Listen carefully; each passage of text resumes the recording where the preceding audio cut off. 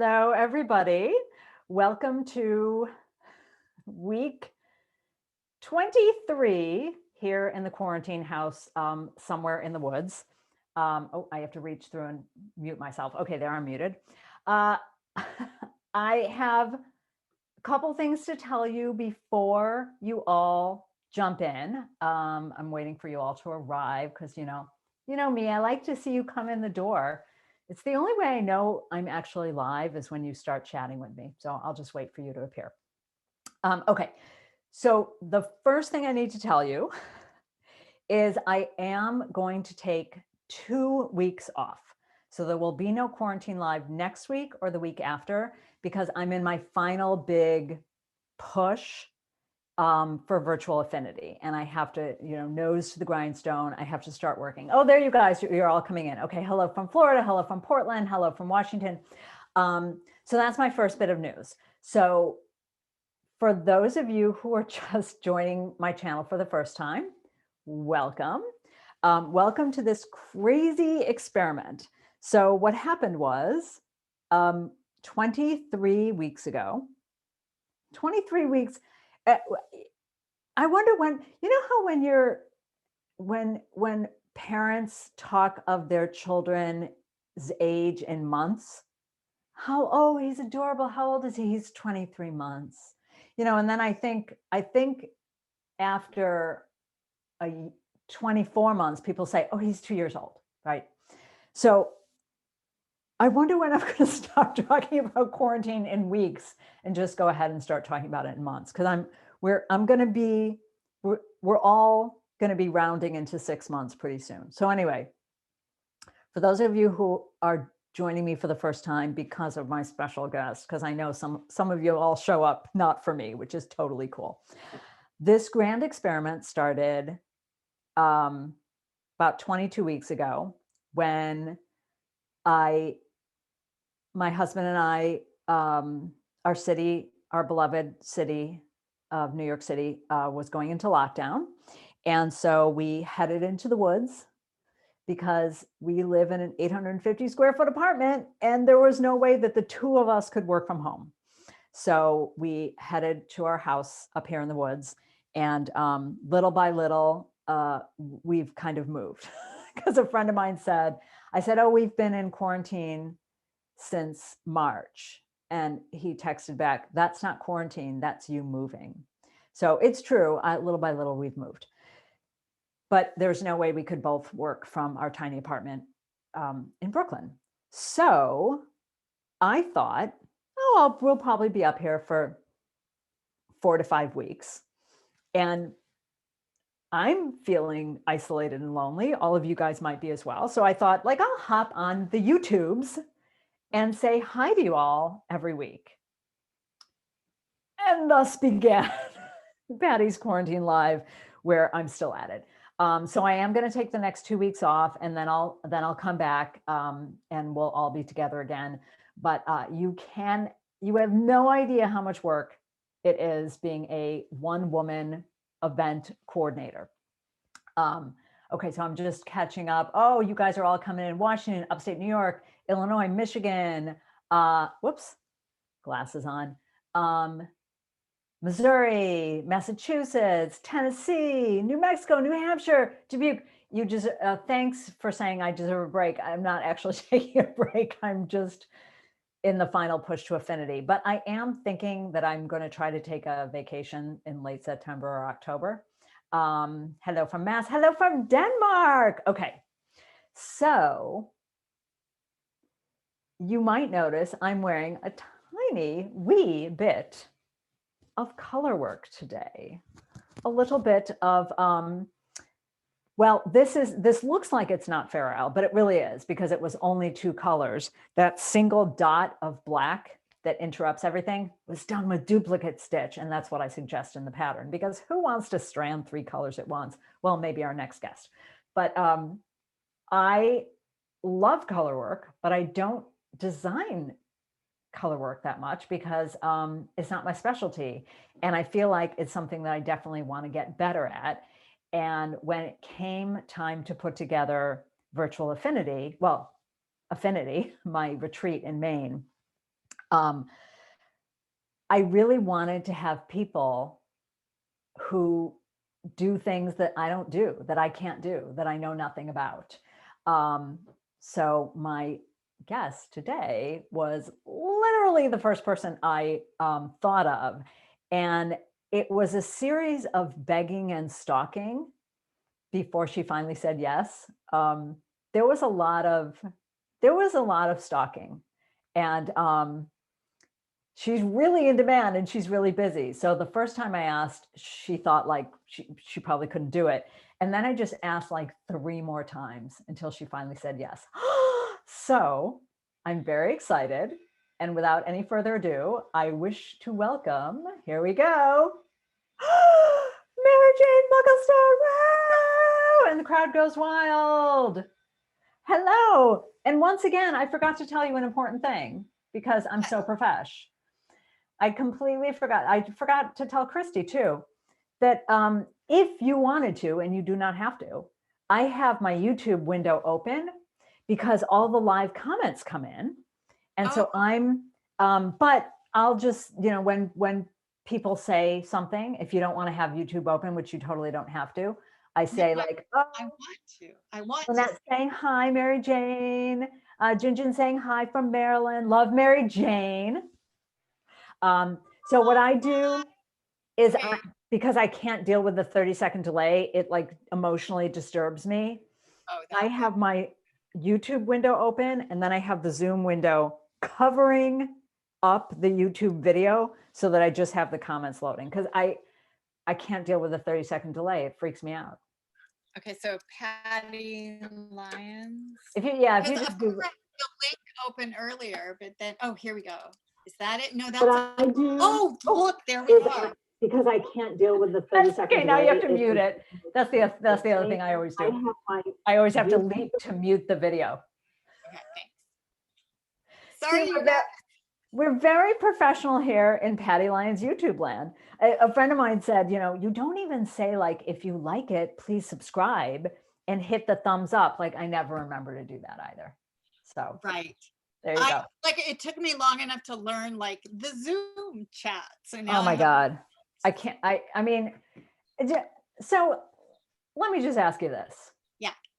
At what point did you personally feel like, I remember when I used to be a knitwear designer and now I'm like a technology expert.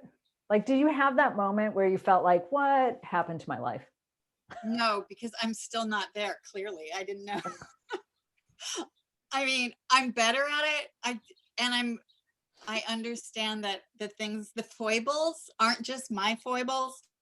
Like if the Zoom call goes down, that's just what happens. And it happens to everybody.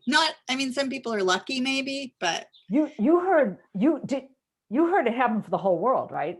A couple of days ago. Did you hear that? No, it's a good thing. I would have thought for me. Oh my God. The whole world went down. Oh my God. The whole world. I think I put on Twitter something like I added them, you know, when you at someone, you're like, yeah. So I was like, hey, at Zoom. Anyone else feel like when Zoom goes down for the entire world at once, it's as if every single person lost the key to their office and is now locked out. Yeah. So yeah, it was insanity. Hello from Buffalo, from Maryland. Oh, Judy says, I'm looking forward to being in your class, Mary Jane, at Affinity. Oh, yay. So, okay, so the new comments are down below because I couldn't figure that one out either. Oh yeah, I kind of scroll. Yeah, it goes in order. Okay. Cool. For the top chat. And then the other fun thing about the chat is after we end, for a while there's no chat, but it takes like 2 hours for the subtitles and the chat to load. But then I never feel like I'm missing anything because then a couple hours after we finish, I'll go back onto my channel and then I read all the chat. It's really fun because sometimes they start chatting amongst themselves like really fast and there's no way I can keep up. But anyway. They say things like, she doesn't know how to knit. What is she talking about? No, how could she say that? Sometimes like my friend Pam will say, stop playing with your hair. Because I get distracted by my hair all the time. Because it's like No, I see. If I could know where just to put my look. hair in braids. Like, I want to look at you on the Zoom screen because then I feel like I'm talking to you. But then to talk to my people, our peoples, I'm supposed to look at the camera, right? No, that's the joy of Zoom. Okay, so here I'll show you. Okay. This took me and this was something I did in the teacher training at Vogue. So when you're doing like Facebook Live or Instagram Live, or if you're recording something through your computer, you're trained to look up here. You're supposed to look at the camera, and that's making eye contact. But it's not with Zoom. With Zoom, you actually, horrifyingly enough, look at your own image. Really? Yeah. When I look at my own image, I'm looking sideways, but you guys see me the normal way? Yeah. So, but see what it looks like when I look at the camera? Doesn't it look like I'm no longer looking at you, but I'm sort of looking up in a way? Yeah, you're looking a little bit over my head. Yeah. But this is me looking directly at my own image. But I talk to you when I look at you, and then sometimes, and these guys are used to it, when I talk to these guys, it's so stupid. I look over here where the comments are, and I'm like, okay, so you guys, like, that makes no sense. Yeah, and I'm looking down. I put him down below. I mean, it literally makes no sense. Let's see what Charlotte said. Charlotte said, oh, that's okay. Charlotte says, as am I, looking forward to your class, although I accidentally signed up for the intense session, so you'll have at least one confused person in your session. Okay. So can I just say, I feel like people overthought the class style thing a little bit. So I will tell everyone the secret to my thinking, which is, MJ and I know this. When you go to teach live, it's always a mixed group, right? You go to teach at Vogue, you have 30 people in the room, they're all different skill levels. Yeah. So you're on your feet adjusting to who's in the room. So my idea of saying, and I didn't say skill level, I said class style, because sometimes people are definitely skilled enough, but they're like, you know what, I just want to like have a nice, relaxed pace class. And, so it was more just a way to signal to the teacher, like, this is the general speed of the people in the room. But we adjust. The teachers will. Yes, I will adjust. You don't have to do anything you don't want to do. Yeah, no one needs to worry.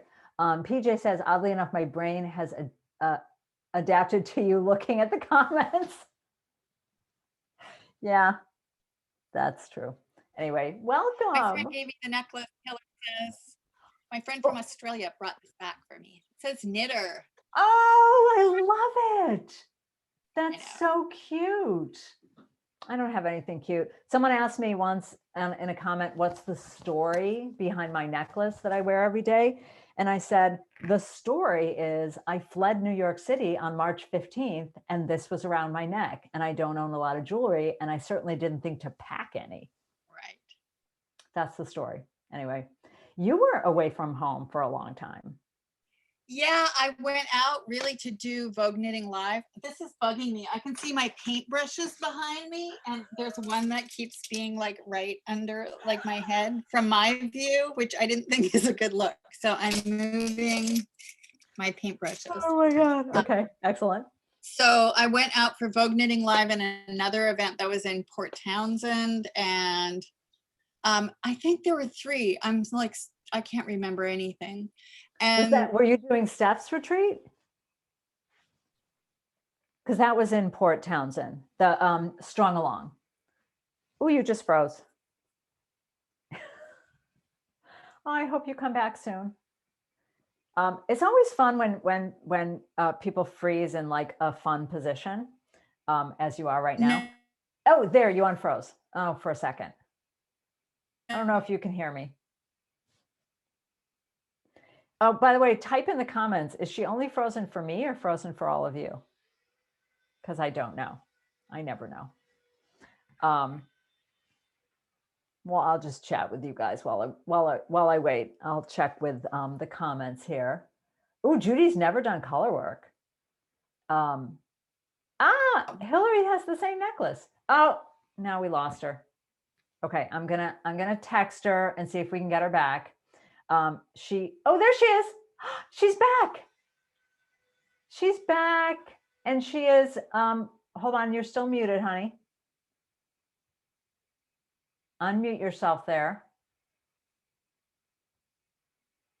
Oh, okay. There you are. Am I okay now?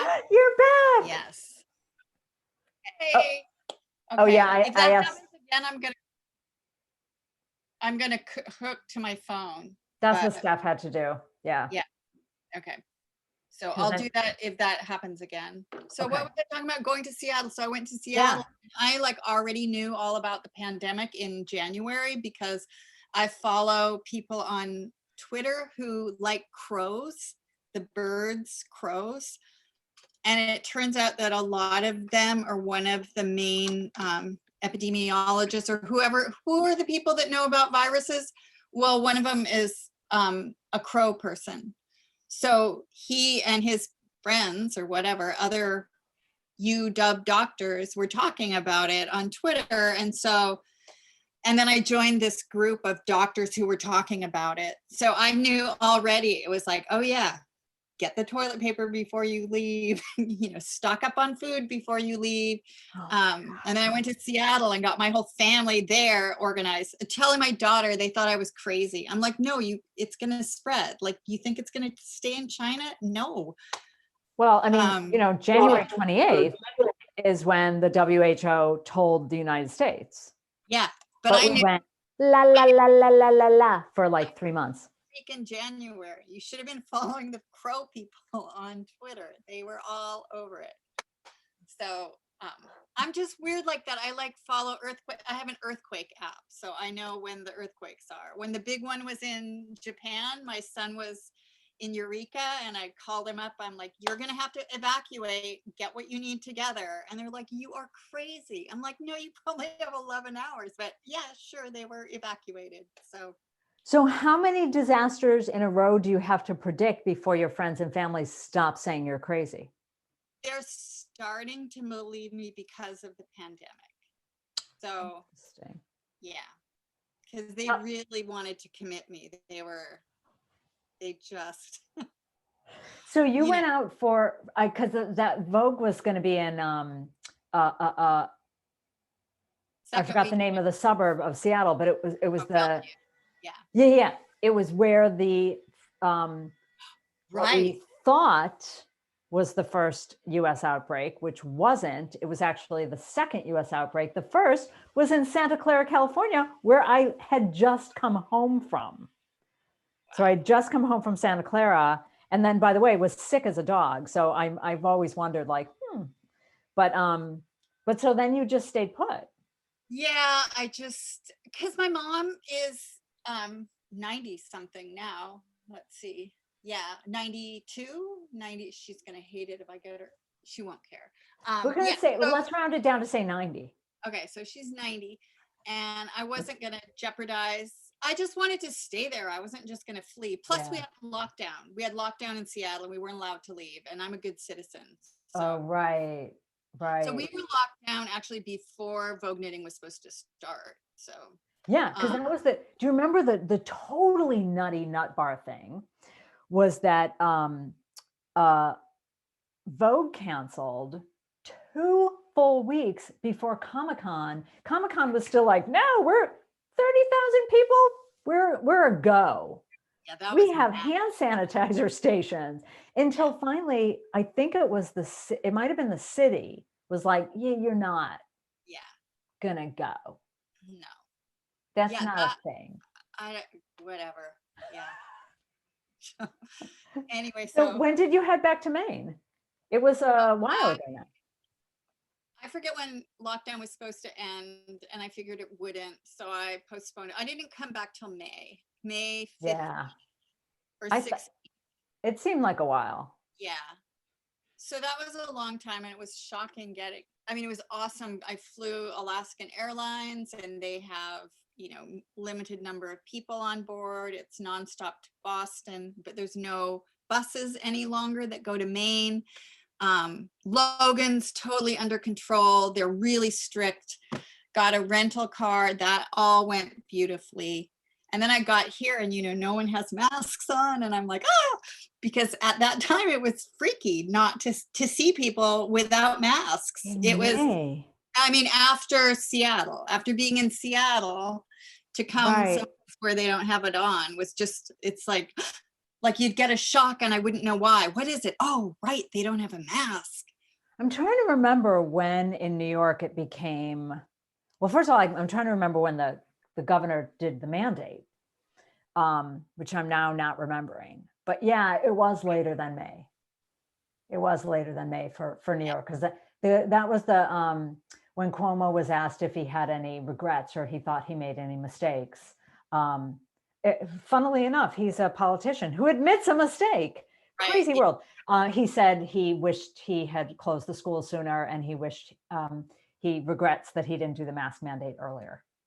Yeah, I think early on it was a lot of, I don't know, it was deliberate, but I think they knew there was a shortage of them, and they wanted so much for the doctors, that's the medical people have them. That's absolutely what happened. My sister's a doctor, and she luckily, she's an oncologist, and luckily she wasn't in the wards very long before her practice said, listen, we can't, her practice is half infectious disease doctors and half oncologists. Yeah. And the practice decided we have to split and not see each other, because for the oncologist, you can't safely see your patients if you've had a COVID exposure. But while she was still making rounds and doing all that stuff, they were told, so the N95 mask you're supposed to discard after each patient. Yes. And they were told to take a paper bag and write their name on it and put your N95 in your paper bag for 10 days. And you'll get a new one on the 11th day. So okay, we have to stop. I know. Okay. Oh, Charlotte says, nice to no longer be a Cassandra. Yes, that's very. Oh, and Victoria wants to know, I love crows. What Twitter sites do you follow? If you don't know them off the top of your head, you can email me them and I'll put them in the show notes. Yeah. You can just do like #crow and you'll get a whole bunch. Now, have you or Corvid, not COVID. That was the other thing. It's like all the Corvid people we're following. We're COVID people too. Oh, we have a request for you to raise your mic volume if you can. Oh. So just on your little computer. And while you do that, I'm going to ask you a question. So my brother's a birder, and he loves crows because crows are incredibly intelligent. And his favorite video, which was, I forgot what country it's from, but it changed all this scientific thinking about intelligent play. Have you seen the video where it's a sloped roof in winter, and it's a coffee cup lid, and a crow takes the coffee cup lid in his beak, walks up to the top of the roof, puts it down, and uses it like a sled, and then picks it up and walks back up? Have you seen that? I did a long time ago. Yeah, they're so good. I mean, they were my overlords in Seattle. I had one, I would leave them peanuts, and they gave me a chewed cob of corn, a corn cob that had been chewed. I felt very special. They brought you an offering? Yeah, I got a gift. I got two, actually. Corn cobs. So yeah. How did your love of crows start? I don't know. I guess walking to school, growing up, there were crows. And oh, since you were a kid. Yeah. I don't know. It's funny, in my neighborhood in Portland, Maine, there are no crows in this neighborhood. Or actually, they hang out in a different place. They're not in my little spot. But if I go to my daughter's, there are crows there. So. Oh, Chicago is a lot of crows. That's where I was born. I mean, I don't live there now, but you would come out, and sometimes it would be a little close to the birds, Hitchcock's The Birds, yes. Because you'd come out of your house and your lawn would be covered with, like, I don't know what would be the, whatever, the migration. I don't know what caused it sometimes. They But like to sometimes get together. They roost. They get together in groups.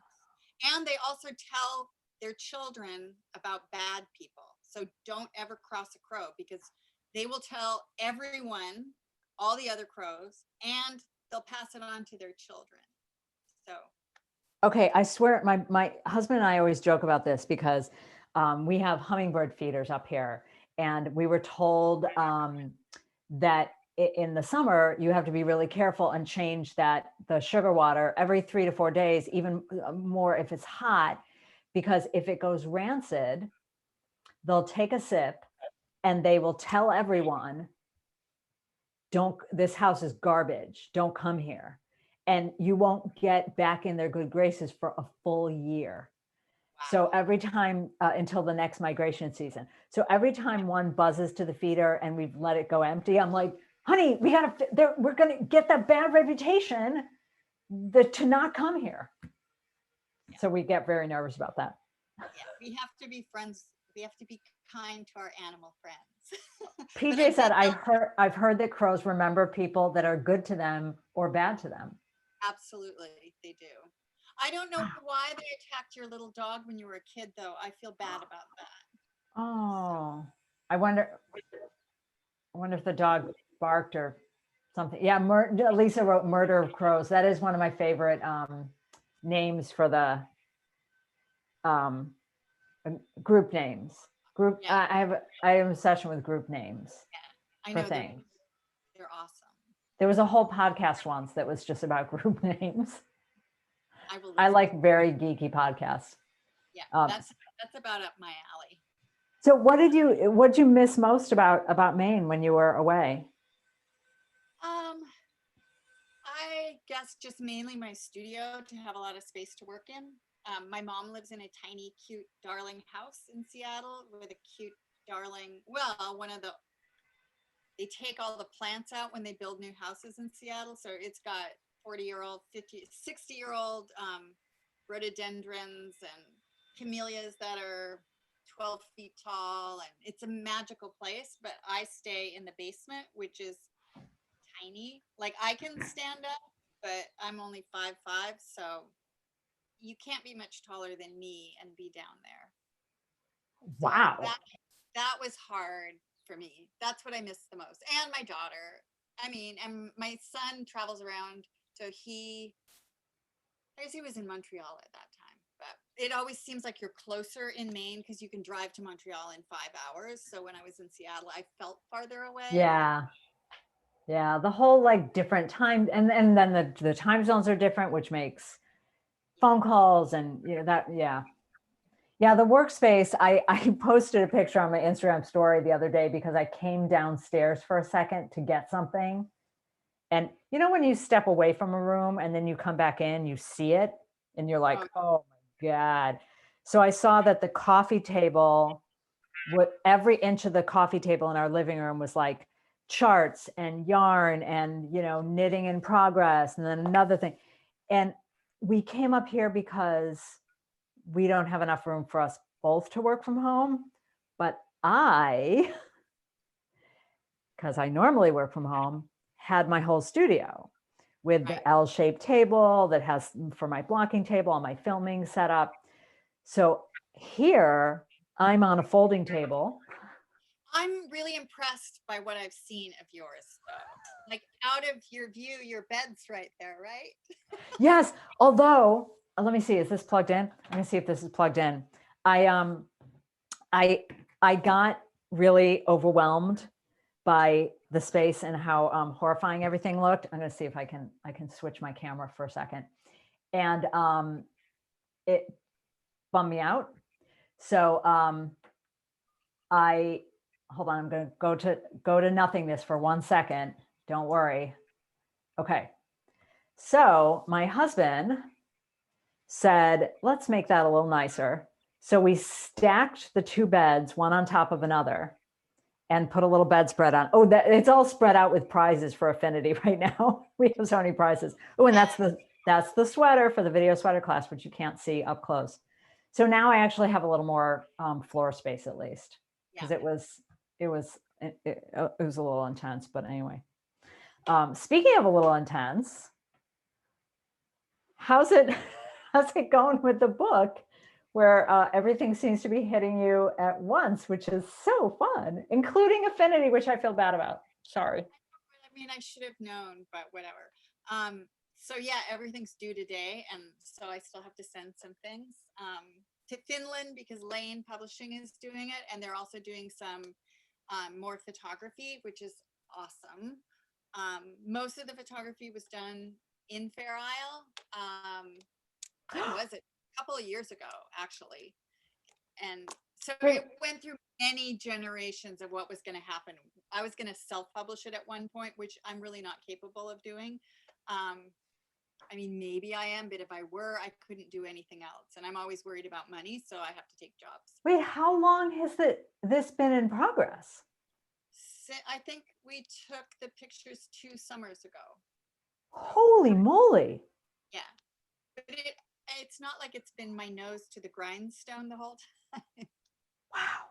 If anybody knows me, I'm not as organized as you, Patty. This is controlled chaos, yo. I can't even tell you. It's yeah. Okay, so everyone out there in YouTube land, you better buy this book because she's been working on it for 2 years, for goodness sakes.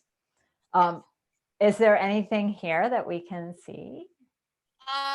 I don't really have anything because I had to send all the samples to Finland so they could take more pictures. But didn't you say there were some pretty swatches? Well, I don't have swatches from my book though. Oh, okay. I have all, like I've got lots of swatches. Holy moly.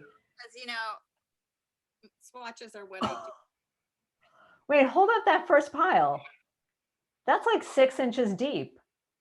Oh yeah, this is just a tiny bit.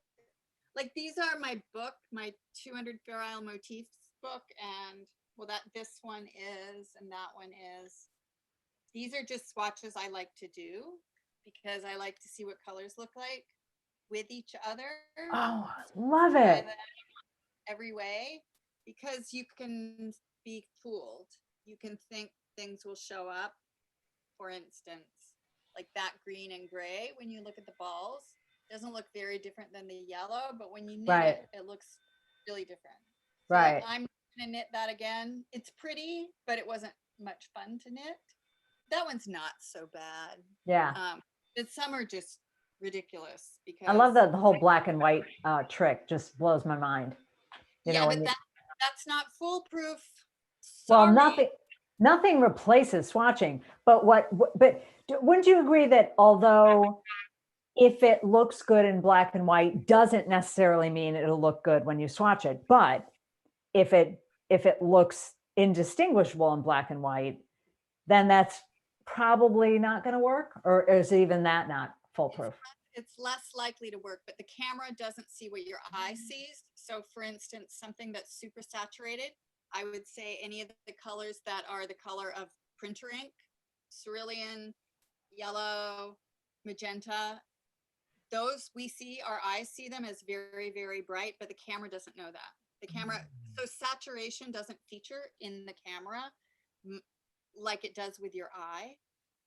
Another thing is like if people always want to do their grayscale and you put it in, so you put the darkest one down and the lightest one, and then you try to fill it in.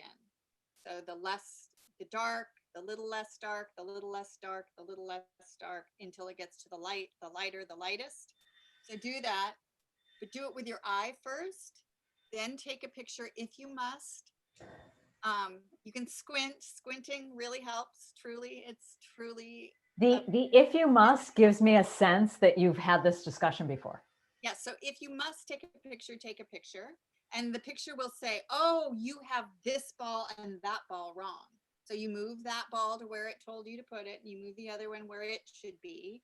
And then you need to take another picture, because chances are the camera will say, oh, no, move that one back there and that one back there. Try it. All right. Because it's I don't know why the camera, but I know in real life it's the interaction of colors. So it's how they behave with one another. Right. So, so like if you think, so I'm switching topics within the color, but if you think, oh, I can't do that because I don't have white, but you might have a really pale pink and you might think, I hate pale pink. But when you knit it in the place of white, it might be fine. It will just look white. By It'll the way, just, all of a sudden your volume became awesome. I don't know what happened. I turned it up a long time ago, but It like in the middle of that sentence, your volume went way up. So, and all of a sudden it was great. oh, I'm so sorry. I thought it was all good all the time. No, that's crazy world. So, wait, I was just going to ask you something about color that you said. Pale pink can Oh be no, white. I know what I was going to ask you. Do you personally, your knitting style, you personally, when you knit and you decide to change which, oh, by the way, well, wait, are you a two-handed ferrule or one-handed?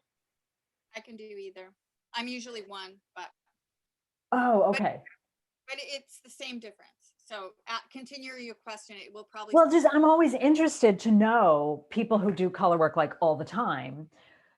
What do they feel like they see a large difference when either they switch hands of which color, is in which hand, so they switch the dominant. Like some people have a much stronger reaction to that question than others.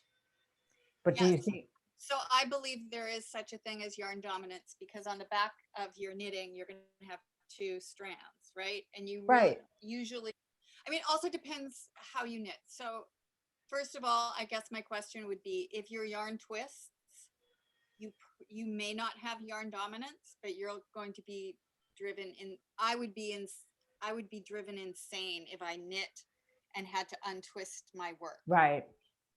So I think a lot of the very old books, when I learned to knit from books, they always said, bring the new color from below. So that meant every time you change color, you'd bring it from below, which means your yarn twists, right? Oh, right. Like the thing that I never quite know how to pronounce it, whether it's twinning or twining.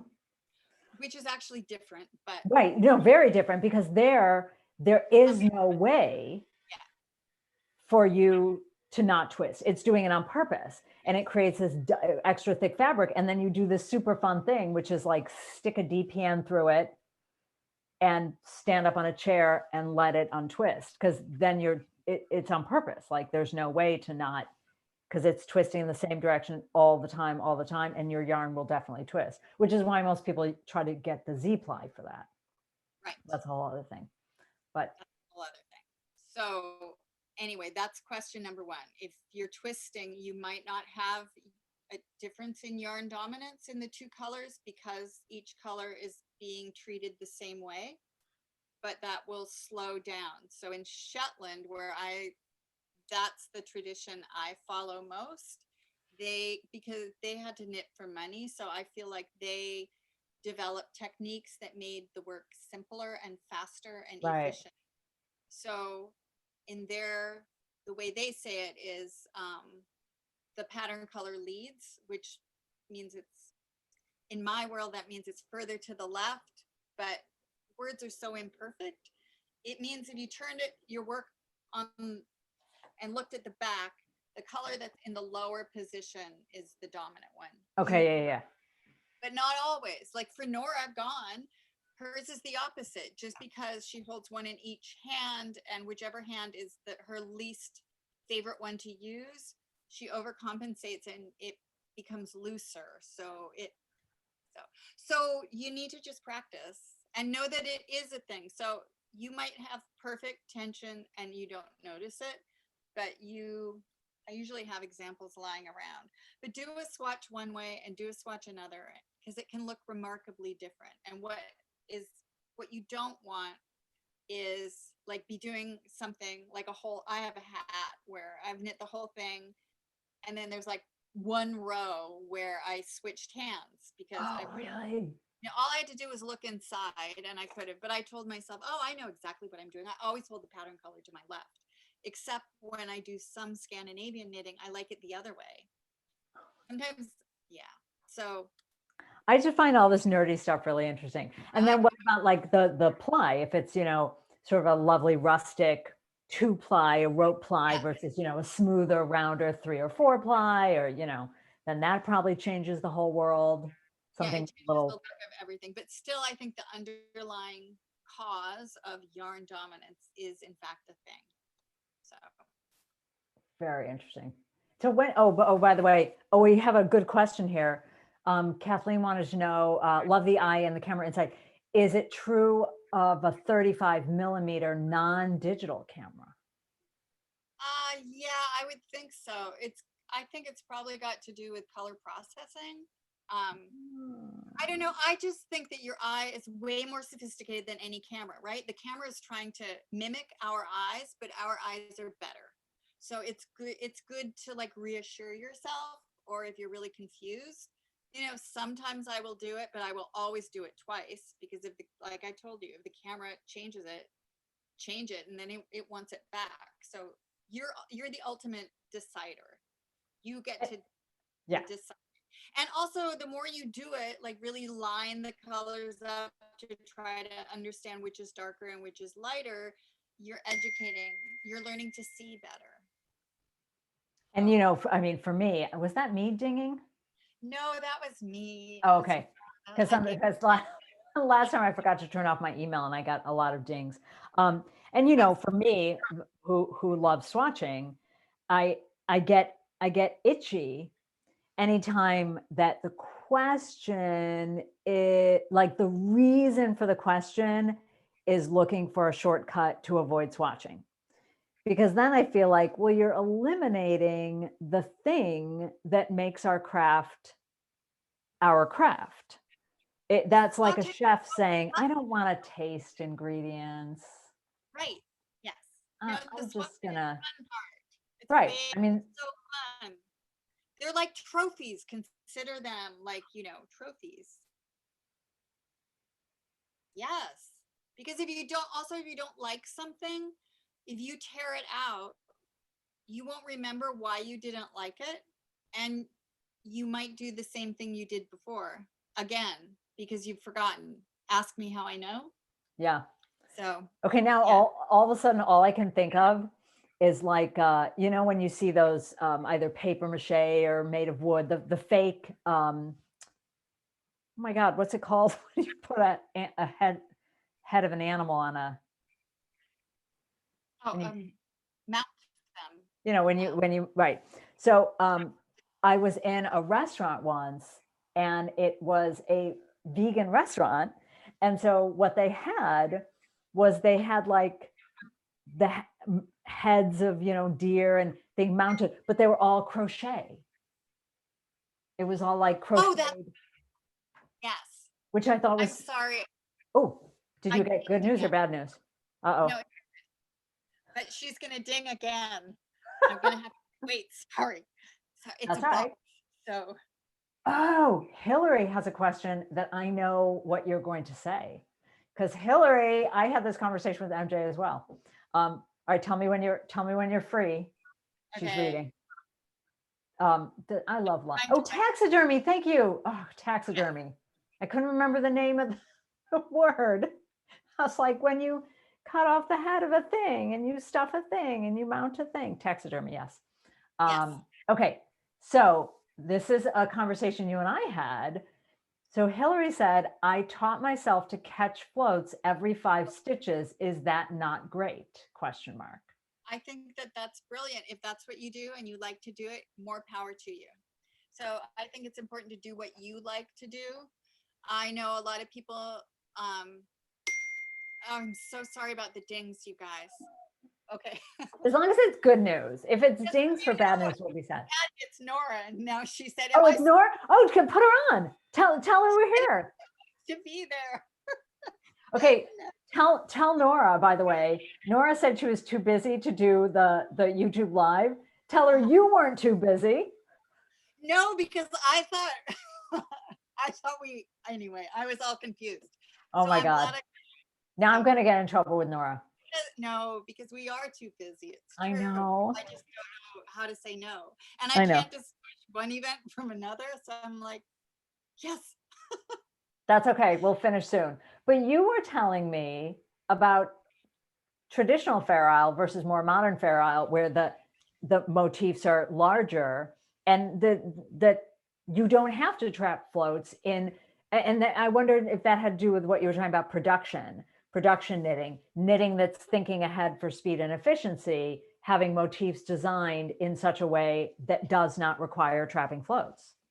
Right, which is the Shetland tradition. So the Shetland tradition never has color changes more than usually 9 stitches at the most. So you never have to catch your floats. We're also talking about 2-ply jumper weight yarn. Oh God, she just sent me a smiley face. Tell her, here, hold up the phone, and so here, take a picture of the screen. Hi, Nora. Here, take a picture so you can text it to her. Everyone say hi, Nora.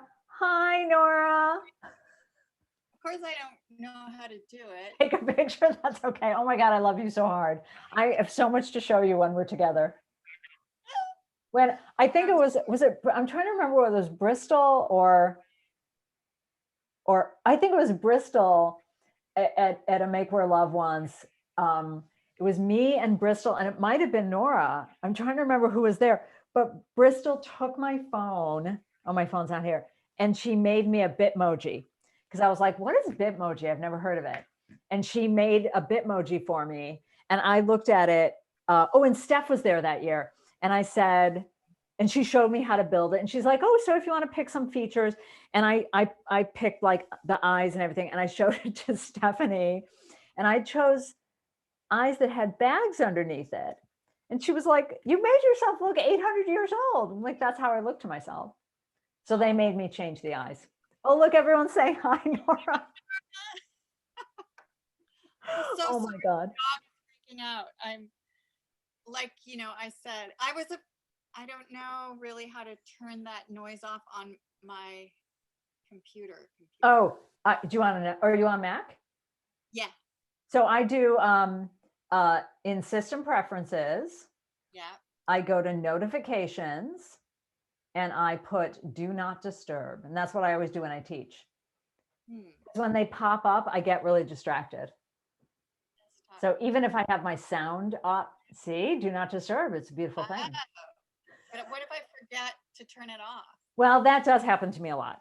So now that I'm doing this so often, I have my checklist of pre and post. So like I turn off Backblaze, I turn off Time Machine, I do all this stuff.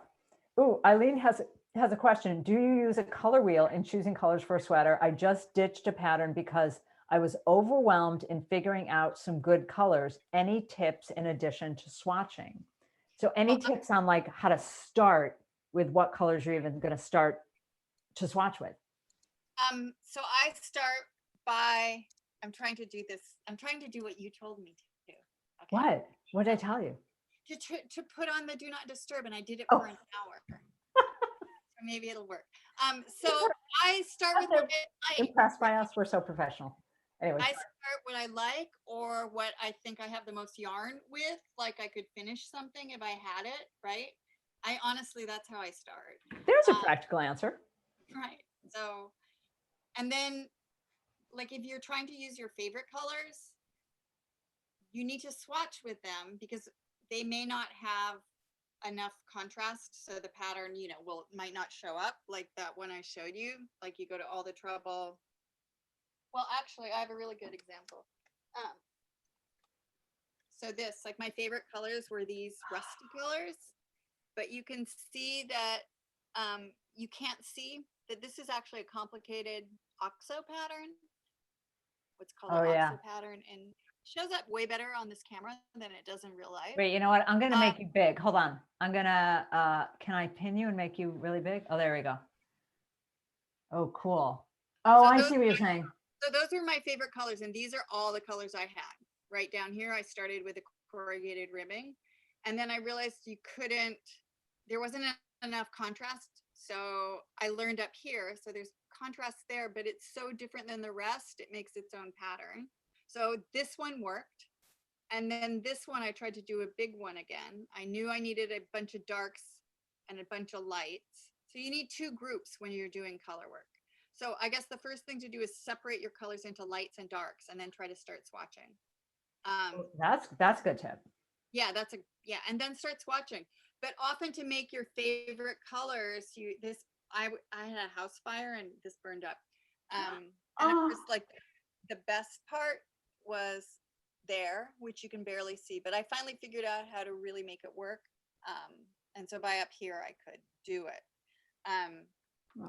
But sometimes to make your own colors work, like your favorite colors, you have to not use your favorite colors to make it appear like your favorite colors.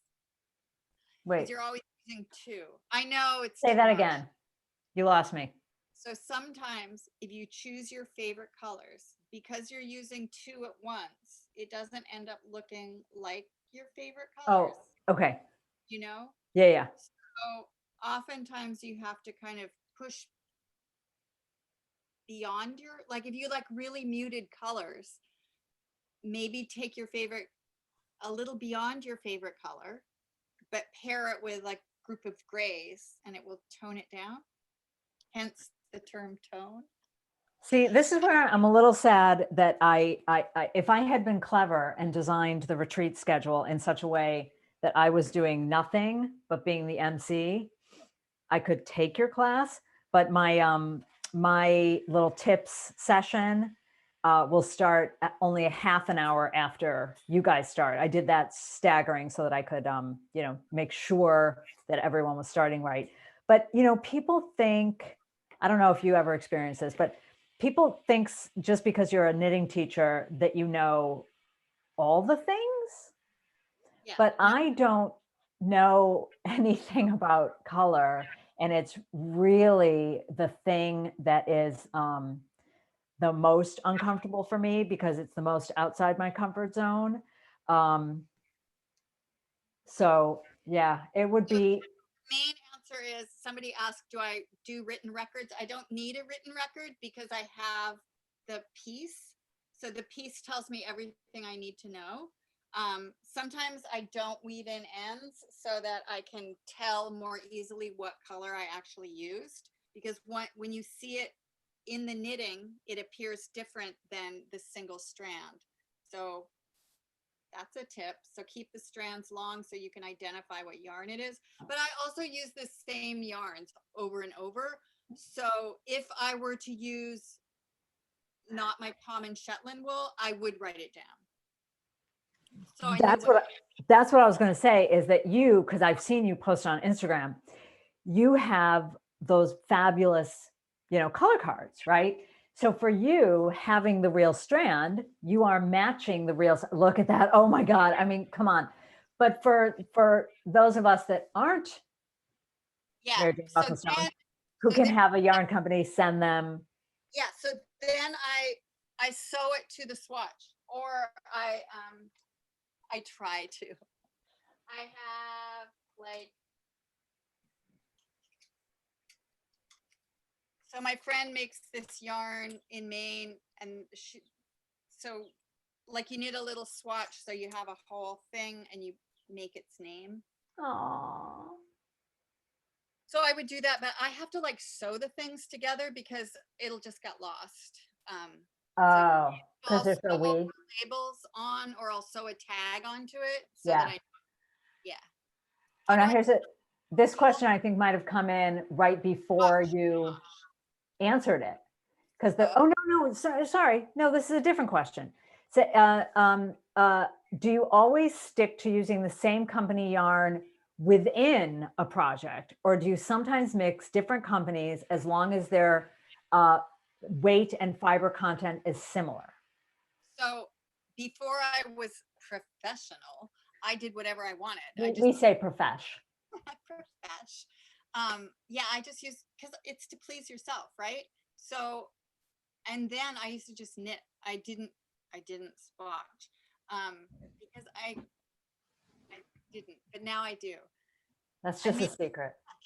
But yeah, you can switch weights. You just know, I mean, if you're a person that needs an absolute result and you want to know exactly what it's going to look like, you need to swatch so you know how it will, the yarns will work together. I also do use any of the Shetland wools. I use them interchangeably, but you know, when you're a professional, yarn shops don't always have all the colors of both yarns, and so they like to keep with one company.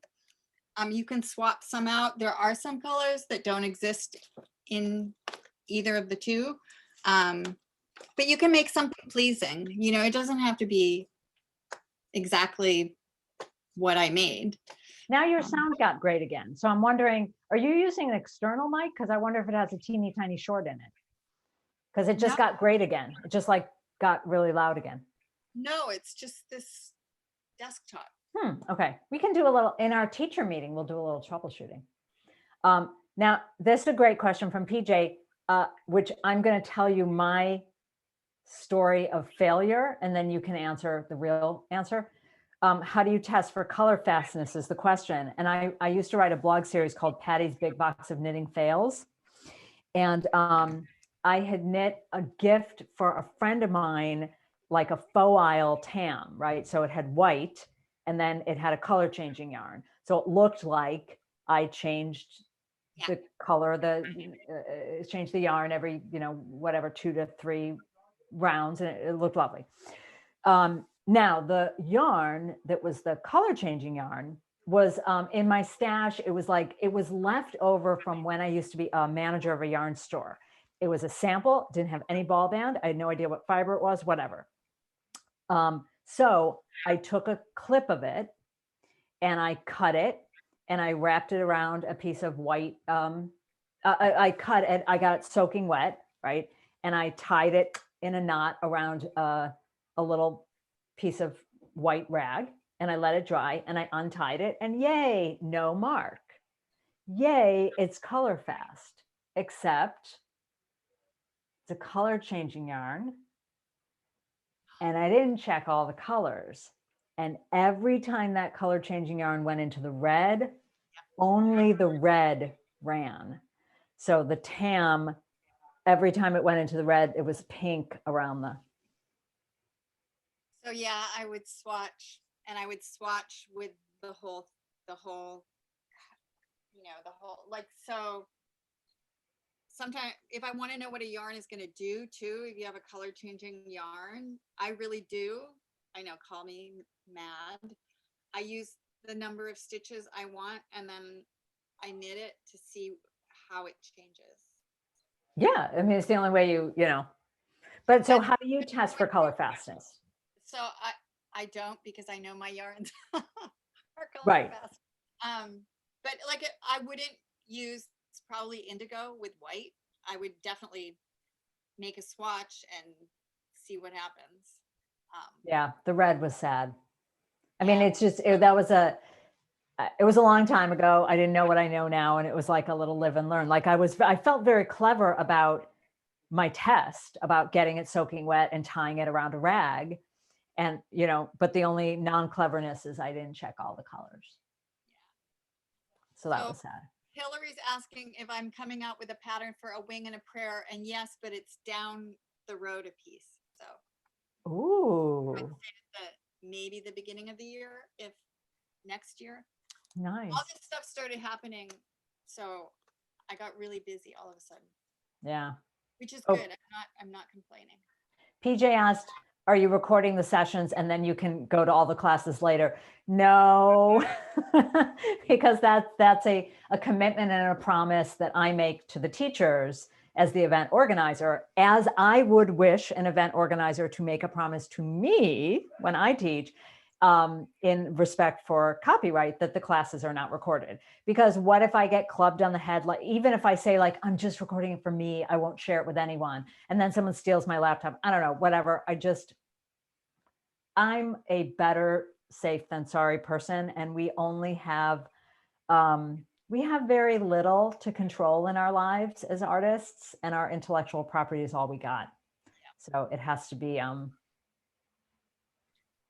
cared for. I know. It has to be cared for and respected. But anyway, I've kept you so long, and I just wanted to tell you, I wore this for you because this is the only little bit of Fair Isle I've ever designed, And I don't know if you heard me beforehand saying it truly is Fair Isle because it's only 2 colors in a row. In the pattern, I say, just do duplicate stitch on that one black dot. Oh, okay. Because So why? black section is duplicate stitch. So just this dot. So, you know, this row, I'm just dealing with orange and blue. Right. And then this row is just black and blue. And then, oh no, wait, I lied. You've got I three do. colors there, babe. Oh, I lied. I do have 3 colors at one point. It's like, oh yeah, all the way through. Oh yeah, I'm on crack. I'm lying. sorry. Anyway, I started to like doing 3 colors just after my Scandinavian book. I thought, like, until then I was like, oh, I'd never do that. But I kind of like to now. Oh yeah, I totally forgot. This is 3 colors. Just that annoyed me. That wasn't worth it. So I just did that as duplicate stitch, that single dot. Oh, the single one. Yeah. So this is called Flagstaff Vest because I just took a photo of tile that I really loved. It was a single, I mean, this is literally a wall. It was a single band of tile in a field of aqua blue tile. Yeah. And so I'm like, that is like an Oxford pattern in Fair Isle. If it were done in 2 colors, like you could easily do it in 2 colors. But and also in Fair Isle, it would change, you know, the horizontal colors would change, not the individual blocks of the motif. So it could easily be translated to traditional Fair Isle knitting. In fact, that pattern is used. So there you go. So there you go. But you know, this is just another indication of how I don't know what I'm talking about. But I know a lot about the things that I know, and I know nothing about the things that I don't know. That's what it is, right? And that's why it's fun, because we can always learn new things. Yeah, and that's why I won't fake, because people all the time ask me like, oh, will you do a double knitting class? Will you do a brioche class? And I'm like, when and if I become an expert in those things, I will do a class. But what I'm not keen on is like, I take a class and then I regurgitate, like, because when you do that and then someone asks you a question and it's not part of the single 4 swatches, then you're pulling information out of your, you know what, and I won't do that. So, you know, I'm not apt to teach color work anytime soon. That's what you're here for. That's what I'm here for. Well, thank you, Patty. It was so lovely to have you here. Let me see if anyone had any last good questions. Oh, we knew this question was going to come. When is the new book coming out and how do I get it? So, you know when the new book is coming out? When it's good and ready. I'm just kidding. It's good and ready. It's coming out at the end of September or beginning of October, depending upon ish. Yeah. My publishers are Lane Magazine in Finland. So they're going to open up pre-orders sometime soon. And I don't even know when, this week or next week, probably. So yeah. Ooh. But you'll be able to get it at yarn shops. Whoever distributes, you know, Lane has the potential to be able to order it. So see, I'm thinking, I'm already thinking about Affinity and being like, oh, if you could take pre-orders, you can announce that at Affinity. Oh yeah, which would be fun. I know. I'll announce it as soon as I know, but I'm not in charge. So it's so wild that the 3 teachers this year, just weird coincidence, all have like a giant thing happening. So Kate's book is launching, I think, like now. I think it launches like 2 days before Affinity. Wow. You're about to, you know, Nora, Vogue, and so I can't, the fact that you all stuck with me when I turned this virtual, I can never tell you how much that means to me. We weren't going to say no. Our hair may have stood on end. We're not going to say no to you. I thank you so much. Anyway, thank you so much. Okay, so all of you lovely folks out there in TV land know the routine. So before we sign off, because there's a 30-second delay, I always give them time. So first of all, a reminder, I am going to take 2 weeks off of the quarantine live so I can get into affinity. Oh, look. Affinity. This was the goodie bag. And have you gotten yours yet? Oh, you have. There's the wine glass. And here's the, and did you see that the bag does this? This is the joy. Okay, check this out. The bag does this. Handy. Boink. But I like the felt on the back. I know. Isn't that nice? But I do love, so what is, looks like a pocket inside, which it is a pocket inside, is also how you carry this thing. Like that. Isn't that cool? But anyway, okay. So we all know what we're going to say when we sign off. So for those of you who want to type it in, we have a traditional goodbye greeting. So get ready to type it in, which is wash your hands, don't touch your face, wear a mask, knit on. So that is what I have to say to everyone. Thank you so much for, and please tell Nora that I'm sorry I stole you when I wasn't supposed to steal you. So you get back to Nora and you finish your book, and I will see you, oh my God, like next week, right? Next week. Right. So next week is the meeting. And then the week after that is, oh my God, I'm going to have a heart attack. All right. It's all good. We're going to wash our hands, wear a mask, and not touch our faces. It's going to be work. I'm working on game night right now. It's going to be fun. It's going to be crazy. All right. Bye, you guys.